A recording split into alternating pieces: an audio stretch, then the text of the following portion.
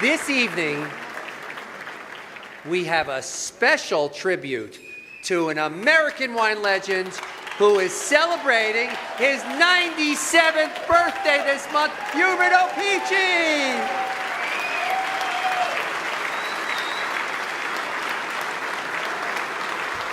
Hubert is a member of what NBC News anchor Tom Brokaw called the greatest generation. Many of our parents are or were in this generation. They were united by a common purpose and by common values, such as duty, honor, courage, love of family and country, and personal responsibility. We can still learn a lot from this generation, and tonight we're proud to be honoring one of them. Hubert Opici's service to the American wine industry transcends all categories of the wine trade.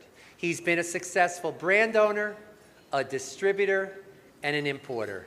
He has helped to increase wine consumption in America over the past 70 years, and he's created an unmatched legacy with both his business and his beautiful family. So this is my grandfather, Hubert Opici. He's been in the wine business for over 75 years, importing and distributing wines throughout the country. A barrel of wine sold for $50. 1934? 1933, December of 33. My mother's brother died when he was 25. Her name was Botta. He died. My father was working as a waiter in the Waldorf Astoria. My mother's brother had a wife and a baby, and she implored my father to come to New Jersey, where they had a wine business. My grandfather's usually up about 5 a.m. Then he goes for a swim. Some days he works out in the gym. He works out more than I do, I think. He leaves there, drives to work, walks around the warehouse. You've been back here, haven't you? He likes to keep an eye on inventory. You know, how many cases went out last night? How are we doing this month? How did we finish last month? Are you getting a lot of stuff in? Always. He'll drive the truck to the mechanic. Mr. O. Hey, how are you? My father bought one truck for $150. Now we have 100 and some. It's remarkable. He's completely warped my sense of the aging process. My father was a salesman, and I bottled it. And this is a bottling machine. You put the bottle here and push it up, and the wine would run out.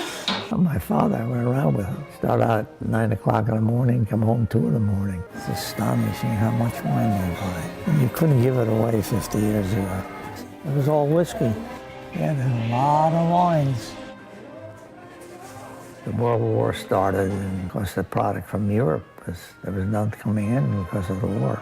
To stay in business in 1939, my father went to California and bought a winery.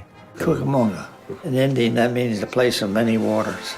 I went in the Army, and he said, "Oh, you're Italian, you must know how to cook." They put me in the kitchen. And when I came back from World War II, I stayed here, and my parents went to California. My grandmother Rose ran the office while my grandfather was out on the road selling wine and meeting customers and doing business. Rose married the Regibus. That means of the king. The Regibus. It's Italian. Her father was in the beer business and I was in the wine business. And we used to have these dinners. We used to met a few times, and then one day somebody says, "Why don't you ask her out?" They were inseparable. I mean, a great pair. She was very loquacious. She could talk to anybody. She was good looking.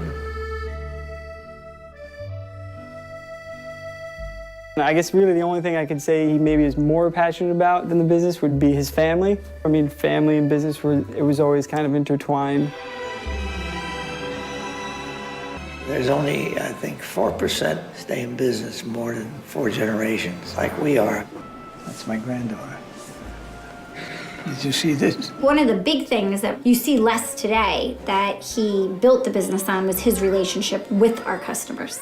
In many respects, he didn't treat them like customers. He treated them like friends. Mr. Opici, buonasera. Come va? Tutto bene? My father's first goal was always to make his customers happy, and he would do anything, whether it was morning, noon, night, whenever. we're very proud of him and all he's accomplished in his life.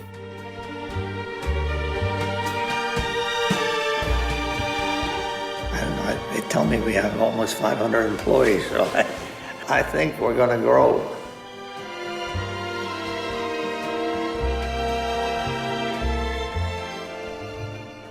It's no longer just about family-owned businesses. It's also about major corporations who have gotten involved in our industry and managing those relationships. I think seeing how he did that on more of a personal level brings a lot of relevance. I start to realize the impact that he's had and the relationships that he's built, you know, and that's probably the nicest part about the business, just the people we work with. The Cesare family, the Carpenetto family,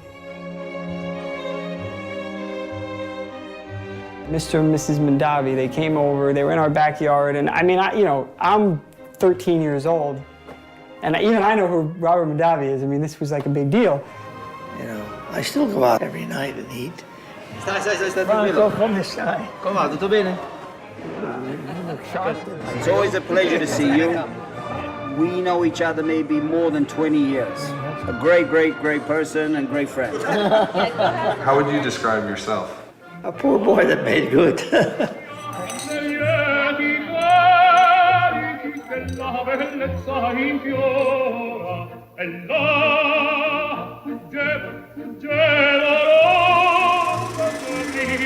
Our American wine legend, wine star, Hubert Opici, 97th birthday, to the stage.